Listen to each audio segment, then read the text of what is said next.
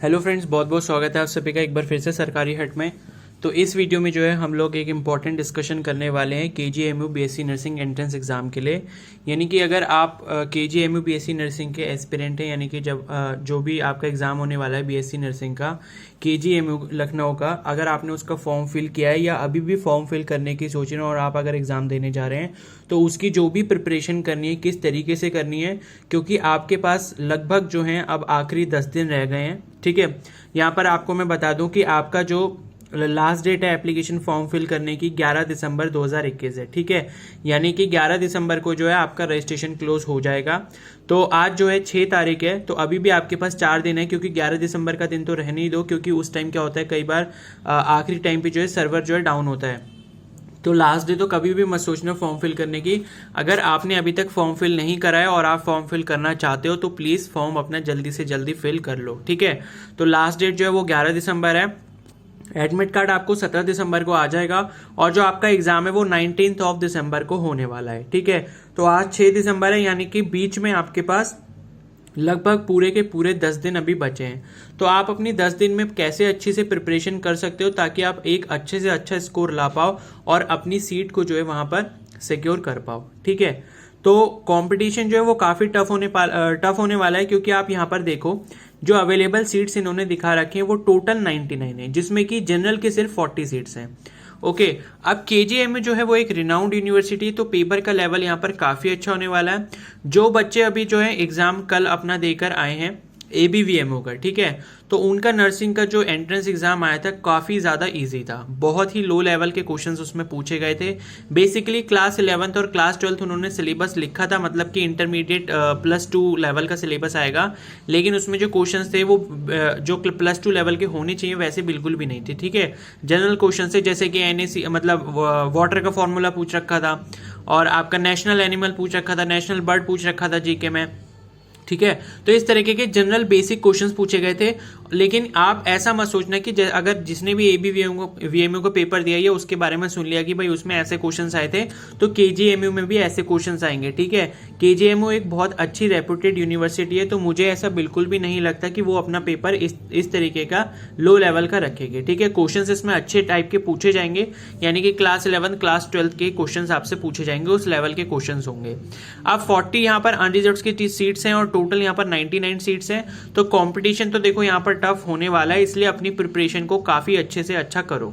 ठीक है, तो अब देखो मैं मानता हूँ कि इसके जो फॉर्म्स हैं लगभग मतलब ऑल इंडिया से अगर भरे जा रहे हैं, ठीक है, आपको सभी को पता है कि ऑल इंडिया वाले फॉर्म इसको भर सकते हैं, मतलब कोई भी किसी भी स्टेट का हो तो फॉर्म ये वाला जो है वो फिल कर सकता है। अब टोटल 99 सीट्स हैं और मुझे लगता है कि कम से कम जो है 7 से 10 हज़ार फॉर्म्स तो फिल किए ही जाएंगे। ठीक है, ऑल ओवर इंडिया से। तो आप खुद ही सोच सकते हो, अगर आपको 10,000 लोगों में 100 सीट के लिए फाइट करना है तो आपका सिलेक्शन रेट कितना कम है, तो उस लेवल की आपको प्रिपरेशन करनी पड़ेगी। ठीक है, अब कुछ और डिस्कशन कर लेते हैं। अब यहाँ पर जो है हम सिलेबस की बात करते हैं। ठीक है, तो 2,000 रुपये इसकी फीस है। ठीक है, जिसने भी अभी फॉर्म फिल नहीं करा है तो उसके लिए मैंने आपको बता दिया। अब यहाँ पर देखिए एग्जामिनेशन के बारे में लिखा है, तो 19 ऑफ दिसंबर को आपका एग्जाम होने वाला है। ठीक है, अगर किसी को भी मतलब बैकग्राउंड नॉइज जो है वो फील हो रही हो, ठीक है, तो प्लीज़ आप उसको इग्नोर करना। तो 19 ऑफ दिसंबर को जो है आपका एग्जाम होने वाला है और 3 घंटे का आपका पेपर होगा, 11 बजे से 2 बजे तक, जैसे कि ABVMO का कल एग्जाम हुआ था। और जो आपका मतलब टोटल एग्जाम होगा वो आपके 200 MCQ से बना होगा। ठीक है, यानी कि 200 MCQ आपके एग्जाम में होने वाले हैं। मोड ऑफ एग्जामिनेशन लिखा है यहाँ पर, OMR शीट पे आपको पेपर देना है। इसका मतलब है आपका एग्जाम जो है वो ऑनलाइन नहीं होगा, आपको OMR शीट जो है पेन के थ्रू फिल करनी होगी।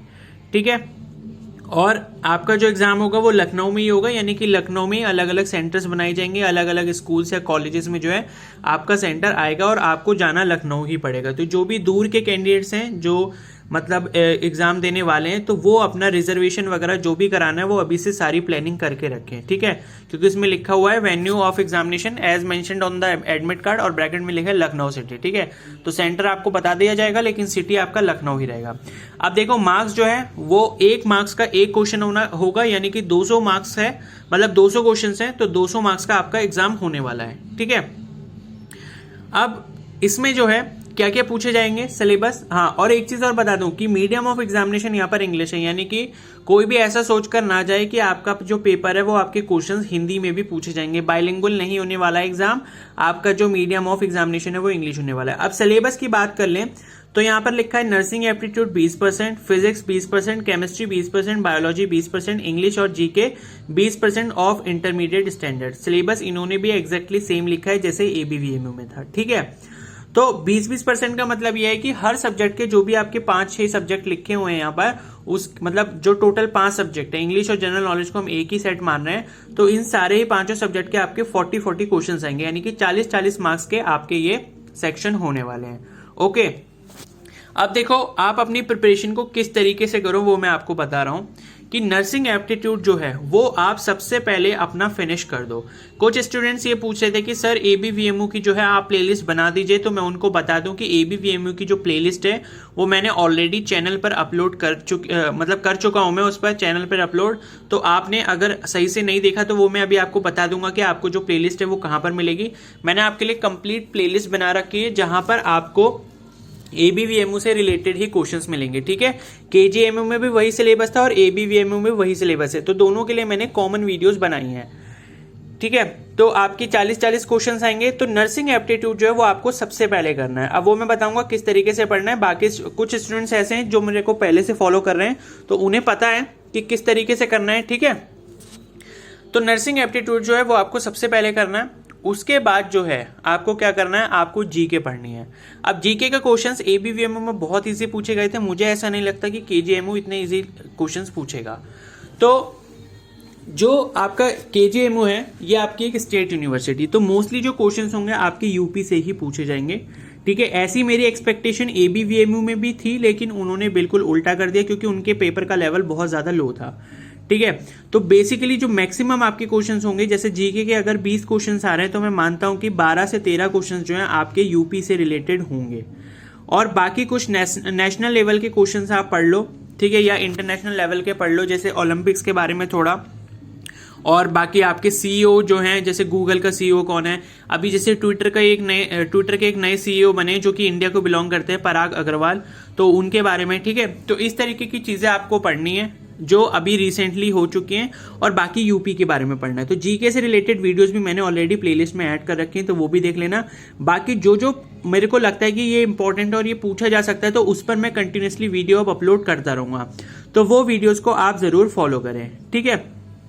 उसके बाद बचता है फिजिक्स, केमिस्ट्री, बायोलॉजी और इंग्लिश। अब इंग्लिश में तो देखो ऐसा है कि आप जितनी ज्यादा प्रैक्टिस करो क्वेश्चंस की उतना ज्यादा अच्छा है। गूगल पे जाके बस सर्च करो कि भाई एमसीक्यू दिखा दो हमको इस टॉपिक के, सिनोनिम्स के, एंटोनिम्स के, फिलिंग द ब्लैंक्स, ठीक है, एक्टिव पैसिव वॉइस, इस तरीके के टॉपिक्स है, उनकी जितनी आप प्रैक्टिस करोगे उतना ज्यादा अच्छा रहेगा। बायोलॉजी में ये है कि बायोलॉजी में आप जितना मैक्सिमम पढ़ सकते हो पढ़ो, लेकिन सिर्फ एनसीईआरटी से ही पढ़ो, ठीक है। एनसीईआरटी के बाहर कहीं पर भी मत जाना। और जो जो इंपॉर्टेंट चैप्टर्स हैं, जैसे कि आपका रिप्रोडक्शन वाला हो गया, ठीक है, बायोटेक की कंप्लीट यूनिट हो गई, ह्यूमन हेल्थ एंड डिजीजेज हो गया, इकोलॉजी देख लो, ठीक है, उस तरीके। और जो आपके पहले फर्स्ट 4 चैप्टर्स हैं आपके क्लास 11 के, यानी कि जो क्लासिफिकेशन वाला चैप्टर है, बायोलॉजिकल क्लासिफिकेशन हो गया, प्लांट किंगडम, एनिमल किंगडम, इस तरीके के चैप्टर्स पर अपना ज्यादा फोकस रखो, ठीक है। क्वेश्चन जो है बायोलॉजी के वो भी मैं प्रैक्टिस कराता रहूंगा, तो बस आपको मेरे साथ बने रहना है।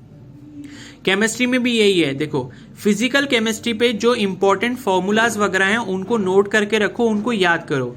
जैसे आपके some basic concepts of chemistry में, जैसे मोलैरिटी का फॉर्मूला क्या है, मोलैरिटी कैसे निकालते हैं, बेसिक जो चीजें हैं वो करो, क्योंकि फिजिकल केमिस्ट्री से जो है क्वेश्चंस डायरेक्ट पूछे जाते हैं फॉर्मूला बेस्ड, और फिजिकल केमिस्ट्री के ज्यादा क्वेश्चंस नहीं आने वाले, ये मैं आपको बता दूं। ज्यादा क्वेश्चंस कहां से आएंगे, आपकी इनऑर्गेनिक केमिस्ट्री से, ठीक है, और ऑर्गेनिक से भी थोड़े कम ही क्वेश्चंस आएंगे। तो इनऑर्गेनिक केमिस्ट्री पे अपना थोड़ा ज्यादा फोकस रखो, ठीक है। जो भी आपके एलिमेंट्स की प्रॉपर्टीज हैं, जैसे एस ब्लॉक एलिमेंट्स हो गए, उनकी क्या क्या प्रॉपर्टीज हैं, क्या ट्रेंड्स बनते हैं, पी ब्लॉक के ट्रेंड्स क्या क्या हैं, कोऑर्डिनेशन कंपाउंड्स हो गए, तो इस तरीके की चीजें आप ज्यादा पढ़ो, ओके। क्वेश्चन जो है वो मैं रोज आपको प्रैक्टिस करवाता रहूंगा, चाहे वो फिजिक्स के हो, केमिस्ट्री के हो, बायोलॉजी के हो, या फिर इंग्लिश के हो, ठीक है, और जीके के भी। तो क्वेश्चंस की टेंशन मत लेना, वो मैं प्रैक्टिस करवाता रहूंगा। आपको बस कुछ नहीं करना होगा, वीडियो को पूरा देखना होगा, आपको नोट करने की भी जरूरत नहीं है। एक बार क्वेश्चन देख लोगे तो आपको आराम से उससे हेल्प मिल जाएगी, ठीक है। फिजिक्स में देखो क्या करना है, हर चैप्टर का ओवरव्यू ले लो, कॉन्सेप्ट्स ज्यादा पढ़ो, और न्यूमेरिकल पे ज़्यादा मत जाओ, न्यूमेरिकल ज़्यादा नहीं पूछे जाएंगे फिजिक्स में। फिजिक्स में ये है कि जो मेन चीज़ें हैं, जैसे वैसे तो मैंने क्या है कि आपके लिए वन शॉट वीडियोस भी कुछ अपलोड कर रखे हैं क्लास 11 क्लास 12 के, जिसमें कंप्लीट सिलेबस है, तो वो भी आप देख लेना अगर आपने नहीं देखी है और आपको फिजिक्स से डर लगता है। तो मैंने उसमें इंपॉर्टेंट पॉइंट्स कवर करे हैं जहां से आपके क्वेश्चन पूछे जा सकते हैं। अब मैं आपको दिखा दूं कि ABVMU की जो मैंने प्लेलिस्ट क्रिएट करी है वो आपको किस तरीके से देखनी है और उसमें क्या क्या मैंने ऐड कर रखा है। तो अब देखो, आप जैसे मेरे चैनल पर आओगे, ठीक है, चैनल पर जाने के बाद ये प्लेलिस्ट वाला जो सेक्शन है ये आपको ओपन करना है। प्लेलिस्ट में जाने के बाद देखो 3rd नंबर पर आ रहा है ABVMU CET BSc nursing entrance exam 2021 preparation, ठीक है, ये आपको क्लिक करनी है। अब देखो ये फर्स्ट वाला जो लेक्चर है ये यूनिट्स एंड मेजरमेंट का, इसको अच्छे से देख लेना। यूनिट्स एंड मेजरमेंट से कम 2 से 3 क्वेश्चंस पूछे जाएंगे फिजिक्स में, तो ये लेक्चर बहुत ज्यादा इंपॉर्टेंट है। उसके बाद मैंने क्लास 11 के जितने भी सारे चैप्टर्स हैं यूनिट्स एंड मेजरमेंट्स के अलावा, उसको मैंने एक वीडियो में कंप्लीट किया है, वो आपकी सेकंड वीडियो है, तो वो भी आप अच्छे से देख लेना।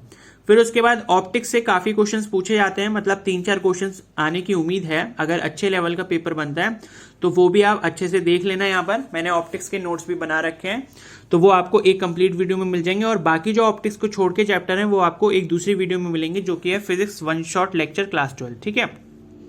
और फिर मैंने कुछ फिजिक्स के इंपॉर्टेंट क्वेश्चंस कराए थे, कॉन्सेप्चुअल बेस्ड हैं, तो ये क्वेश्चंस भी आप देख लेना। अब उसके बाद इंग्लिश में मैंने आपको बताया कि किस तरीके के क्वेश्चंस पूछेंगे, तो वो इस वीडियो में मैंने बताया। फिर सिनोनिम्स कराए थे। अब देखो नर्सिंग एप्टीट्यूड के मैंने यहाँ पर 7 लेक्चर्स करा रखे हैं, 7 लेक्चर्स को आपको देखना है अच्छे से, ठीक है। जिसने भी अभी तक नहीं देखे, काफी सारे स्टूडेंट्स ऑलरेडी देख चुके हैं, उनका रिस्पांस काफी अच्छा मिला है मुझे। तो जिसने भी नहीं देखा है, अभी नर्सिंग एप्टीट्यूड के बारे में कुछ भी नहीं बताया, तो यहाँ देखो nursing aptitude lecture 1, lecture 2, lecture 3, lecture 4, lecture 5, lecture 6, lecture 7, 7 के 7 लेक्चर्स जो है आप वो कंप्लीट कर लो। उसके बाद मैंने कुछ प्रैक्टिस क्वेश्चंस करवाए नर्सिंग एप्टीट्यूड के, वो भी कर लो, और प्रैक्टिस क्वेश्चंस भी मैं आपको दे दूंगा करने के लिए, वो भी आप कर लेना, ठीक है। उसके बाद जीके के क्वेश्चंस के ऊपर मैंने यहाँ पर ये एक वीडियो बनाई है, उसके बाद दूसरी वीडियो है, ठीक है। तो जीके के क्वेश्चंस भी मैंने आपको यहाँ पर कराए हुए हैं, ठीक है। और उसके बाद ये हो गया, ठीक है। फिर आपके केमिस्ट्री के कुछ क्वेश्चंस कराए थे, तो वो भी देख लेना। तो ये सारी I am really sorry, ABVMU की मैंने प्लेलिस्ट खोल दी है, ठीक है। ABVMU की प्लेलिस्ट नहीं खोलनी थी, I am really sorry, KGMU की खोलनी थी, ठीक है। तो KGMU की जो प्लेलिस्ट है वो मैंने खोल ली है, तो कोई बात नहीं, ठीक है।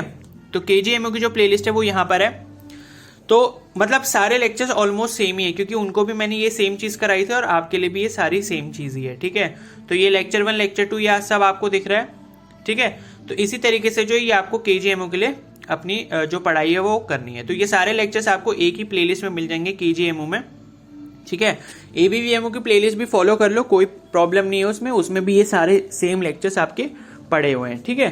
तो ये KGMU के लिए लेक्चर्स मैंने ऑलरेडी अपलोड कर रखे हैं, तो यहाँ से जो है आप अपनी प्रिपरेशन को करो। और अब जो है रेगुलरली मैं आपके लिए वीडियोस अपलोड करता रहूंगा, जिसमें मैं आपको क्वेश्चंस प्रैक्टिस कराऊंगा, जो कि आपके KGMU के एग्जाम में पूछे जा सकते हैं, ठीक है। तो इस तरीके से अपनी प्रिपरेशन को करना है। नर्सिंग एप्टीट्यूड पहले करो, फिर जीके पढ़ो, उसके बाद बायोलॉजी को अच्छे से करो, फिर केमिस्ट्री और इनऑर्गेनिक केमिस्ट्री ज्यादा करो, और फिजिक्स में हर चैप्टर का ओवरव्यू लो, कॉन्सेप्ट्स को ज्यादा फोकस करो, ठीक है। तो इस तरीके से आपको करना है। तो आई होप आपको इन्फॉर्मेशन जो है यूजफुल लगी होगी। अगर यूजफुल लगी तो प्लीज इस वीडियो को लाइक करो, अपने फ्रेंड्स के साथ शेयर करो जो कि KGMU का एग्जाम देने वाले हैं, ठीक है। और चैनल को जरूर सब्सक्राइब करो और बेल आइकन को प्रेस कर लो, ताकि जब भी मैं आपके KGMU से रिलेटेड वीडियोस अपलोड करूंगा तो आपको उसका नोटिफिकेशन जो है तुरंत मिल जाए, ठीक है। और कोई भी डाउट है तो आप मुझे कमेंट सेक्शन में बता सकते हो। काफी दिन से मैं आपका कुछ रिप्लाई नहीं कर पा रहा हूँ, क्योंकि मैं थोड़ा सा बिजी हूँ अभी, लेकिन मैं आपका रिप्लाई जरूर कर दूंगा, ठीक है। Okay, so thank you and have a nice day.